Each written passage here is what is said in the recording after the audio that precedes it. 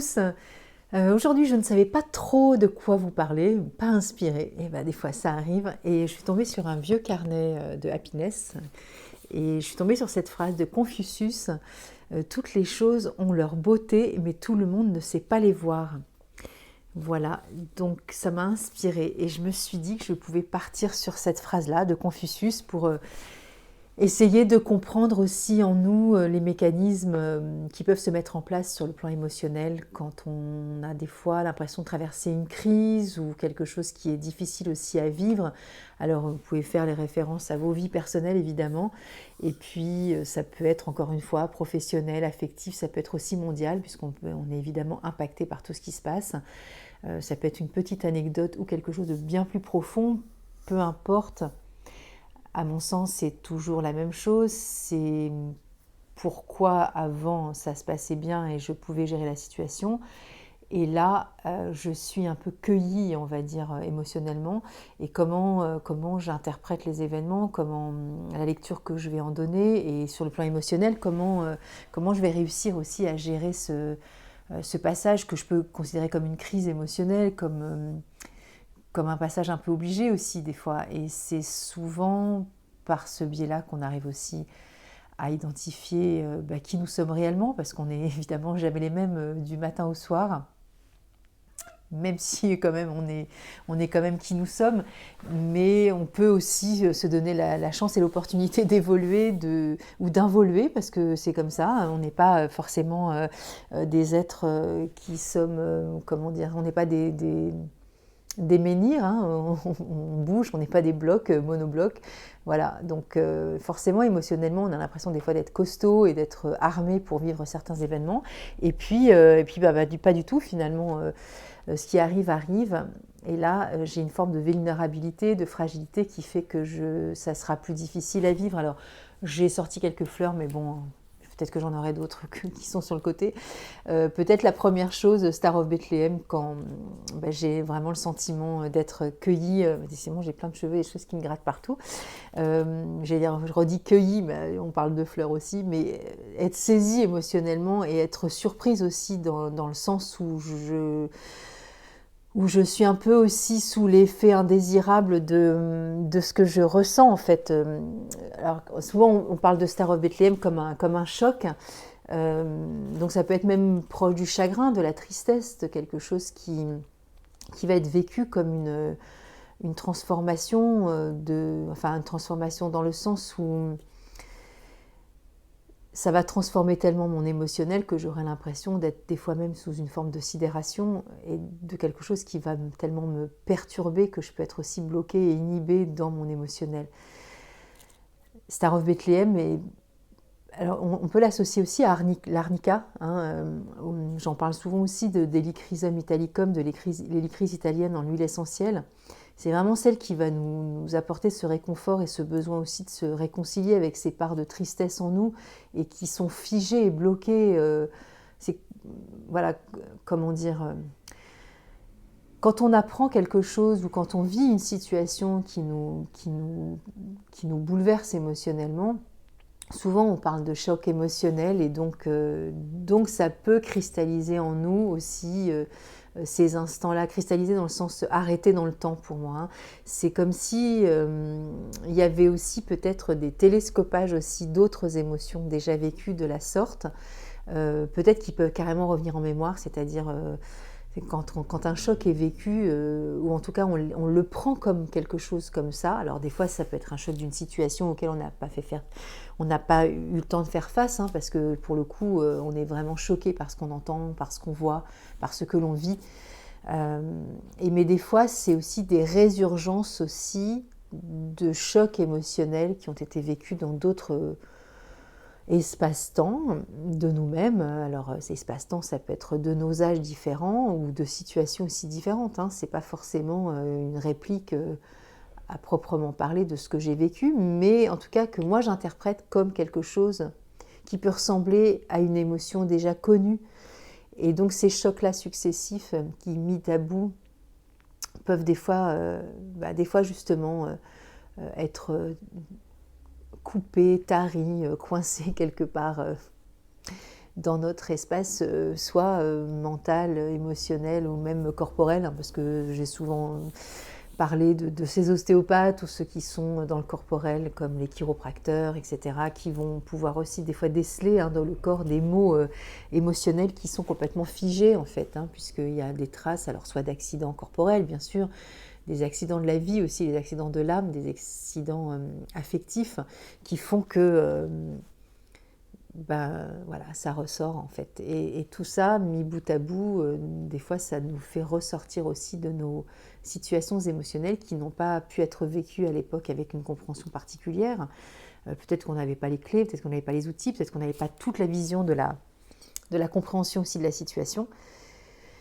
Et donc il y a des moments où on vit des situations en tant que enfant, adolescent, adulte et plus tard, comme des espèces de rémissions à chaque fois de ces souffrances en dormance qui sont là, qui sont latentes, dont on n'a pas toujours conscience aussi, parce que ça fait partie aussi de nos facultés aussi de protection pour pouvoir vivre et continuer à évoluer dans ce monde cas 1, cas A, avec toutes nos blessures. Et donc Star of Bethlehem, elle a vraiment cette faculté de penser les plaies, alors penser P-A-N-S-E-R, les plaies, toutes les plaies. Voilà, les plaies de l'âme, les plaies psychiques, les plaies psychologiques, les plaies émotionnelles, les plaies affectives, et tout ce qui nous a blessés, choqués, heurtés, meurtris. Donc, dans les crises émotionnelles, des fois, c'est aussi ce qui ressort. C'est quelque chose qui peut être aussi présent, en tout cas, de façon générale, on va dire.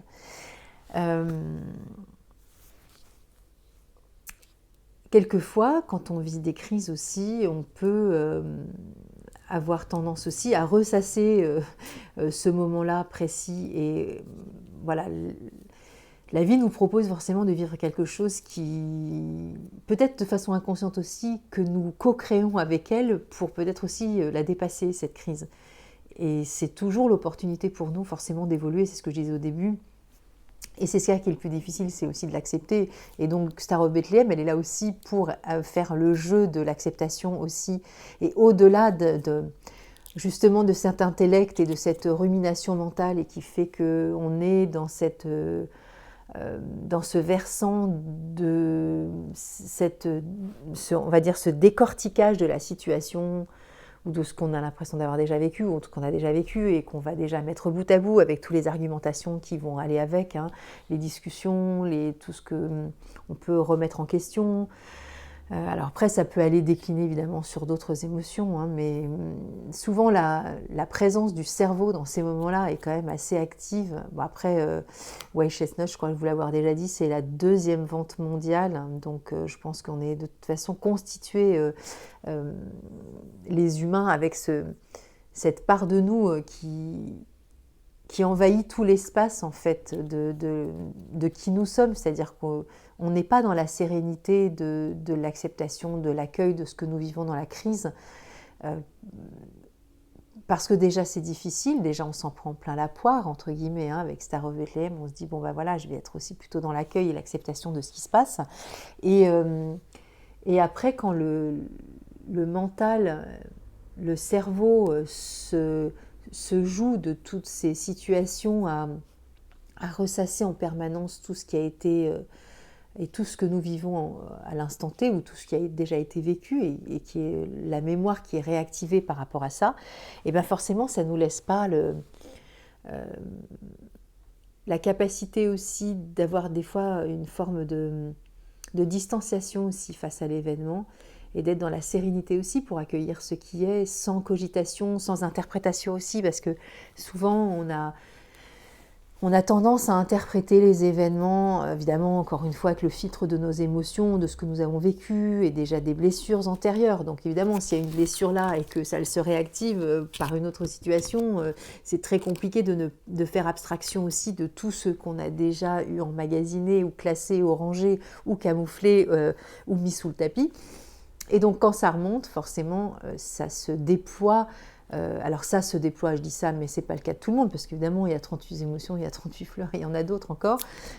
Chacun va vivre à sa façon, mais c'est une proposition aujourd'hui de vidéo en parlant de cette crise à traverser et de cette amplification aussi qui va faire que la narration va être extrêmement présente là-haut et de se faire des dialogues, questions-réponses en solo évidemment, hein, parce que là on est tout seul avec sa tête, mais on est quand même déjà plusieurs à se répondre. Voilà. Et donc du coup ça laisse pas non plus la possibilité de... C'est difficile de faire le calme dans les moments où on traverse une crise, et le calme il vient aussi avec la distanciation de la situation et avec le flux des pensées et de tout ce qui peut assaillir et qui justement parasite et qui va souvent mettre de l'huile sur le feu sur la situation.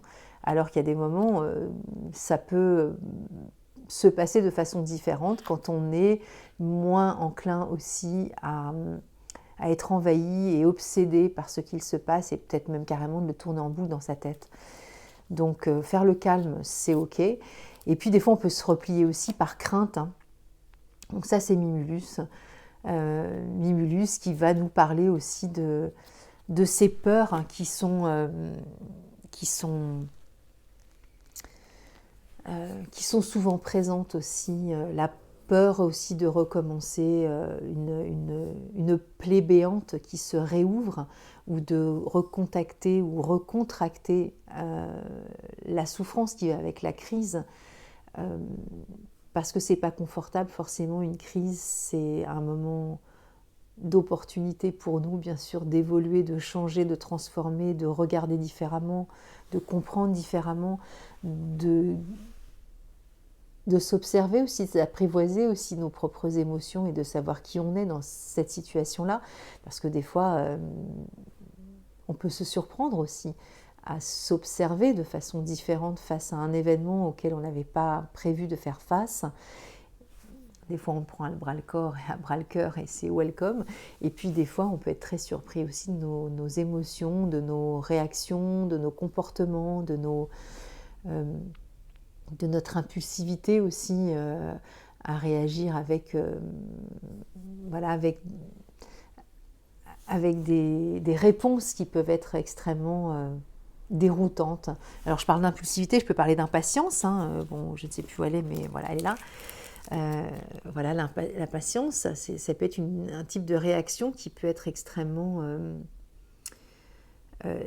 qui va aller avec l'irritabilité, avec l'énervement, l'agacement, ça peut être une forme d'évitement aussi, de vouloir aller trop vite, aller plus vite que la musique, j'ai souvent dit cette expression, mais il y a des moments où c'est important aussi d'accueillir ce qui est et on ne peut pas faire l'économie des fois de ce moment de vie où on traverse cette crise. Et alors c'est vraiment différent et propre à chacun évidemment. Il y en a qui vont rester des jours, des semaines, des mois et puis libre à chacun aussi de vivre son propre rythme, mais de vouloir griller les étapes, cet empressement à aller plus vite que ce que l'on peut des fois être en mesure d'accueillir comme émotionnel, comme réactivité, ça peut être aussi très trompeur de se dire que on va griller des étapes et comme ça ce sera plus simple, parce que justement des fois c'est en violant un peu aussi notre propre rythme que les choses peuvent être encore plus régressives, c'est pas agressif, mais régresser aussi et nous faire revenir un peu comme un élastique qui part très vite mais qui revient un peu comme un boomerang et qui fait que là on s'aperçoit qu'on a peut-être aussi été trop impulsif, trop rapide dans notre façon d'aborder aussi l'événement. Donc voilà, je vous ai parlé de la peur aussi, l'impulsivité, mais puis de la peur parce que ça peut évidemment être compliqué de vivre une crise parce qu'on a souvent des enjeux importants dans une crise. Et donc souvent dans les enjeux, si on n'est pas dans la capacité d'accueillir ce qui est, avec la rumination mentale derrière, les peurs bien sûr peuvent s'installer. Au lieu d'ouvrir nos bras et de se dire bon écoute, pour l'instant c'est, Que se passe-t-il en moi déjà? Quelle est ma réponse émotionnelle? Je viens de faire bouger le... Voilà, tout va bien, ça s'est stabilisé. Voilà, être dans la confiance aussi, la confiance, alors la confiance en soi évidemment, hein, là il ne s'agit pas de Mimulus, mais la confiance aussi en la vie, la confiance en qui peut aussi m'apporter cette réponse. Alors qui, ça peut être mes cellules, hein, tout simplement, ça peut être aussi une forme euh, de reconnexion aussi à cette vie qui coule en moi et de cette confiance absolue, de cette continuité que les choses sont justes pour moi et que même si juste n'est pas toujours acceptable comme mot en fonction de ce que l'on vit,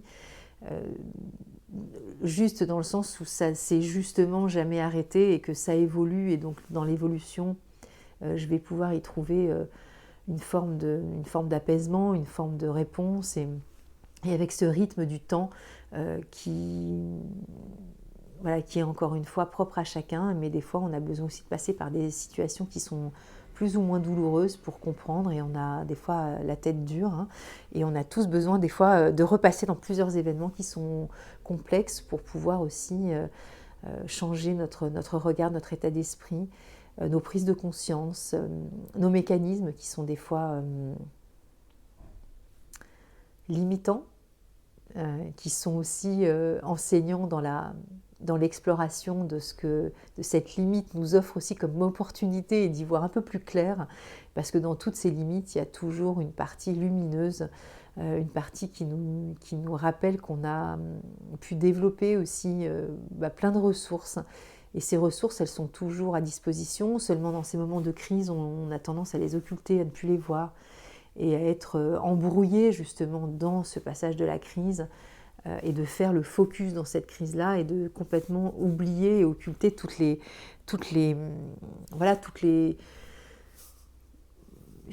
joyeusetés qu'on a mis en place aussi pour en arriver là, parce que on s'en est souvent déjà sorti, donc il n'y a pas de raison que ça ne continue pas. Et faire confiance aussi à cette évolution naturelle de la vie qui fait que on s'est déjà pris des claques, on s'en prendra encore. Et ça fait partie aussi peut-être de notre chemin d'évolution et il n'y a pas à se blâmer non plus de traverser ce type de crise. On peut se faire accompagner par les fleurs de Bach, évidemment. Et puis si ça ne suffit pas, il faut aller consulter aussi des spécialistes qui vont aussi nous soutenir dans nos maux divers et variés et qui auront peut-être des outils complémentaires, annexes, qui vont nous tenir la main aussi pour passer ces moments s'ils sont trop évidemment douloureux, impactants, impliquants et sur la durée où on sent que là on perd pied et qu'on ne peut pas faire face tout seul en fait. Parce que c'est vrai que les fleurs de Bach, elles nous poussent à l'autonomie, mais dans cette autonomie-là, des fois, on ne se rend pas compte qu'on peut être aussi dans une forme de... pas forcément de déni, mais une forme aussi qui peut aussi des fois camoufler des troubles qui sont peut-être un peu plus profonds et auxquels on aurait besoin aussi d'aller voir avec un accompagnement supplémentaire. Donc voilà, à voir selon ce que chacun expérimente, mais c'est bien de pouvoir aller plus loin si c'est nécessaire. Encore une fois, ne pas laisser croire que les fleurs de Bach font tout, elles font déjà énormément et ce sont des outils extrêmement précieux. Mais quelquefois, certaines personnes ont besoin aussi, dans certains moments aussi de leur vie, ils ont besoin d'accompagnement aussi externe pour pouvoir des fois avoir du discernement. Alors c'est sûr que quand on parle de discernement, ça peut être aussi même aller consulter un conseiller agréé, en l'occurrence moi si vous en avez envie. Et c'est vrai que des fois on peut avoir du recul face à la situation et moi-même quand je n'ai pas assez de recul, eh bien, je fais appel aussi à de l'aide extérieure pour pouvoir... comprendre aussi comment ça se passe aussi en moi parce que ce discernement-là, des fois, on ne l'a pas toujours quand on est face au miroir de sa propre douleur qui se reflète. Parce que c'est toujours très singulier d'aller regarder exactement avec un œil neuf et un regard très objectif aussi sur nos propres troubles et nos propres maux. Voilà. Bon, écoutez, on a vu quelques fleurs, on a vu Star of Bethlehem, White Chestnut, Impatience, Mimulus. Et à la semaine prochaine.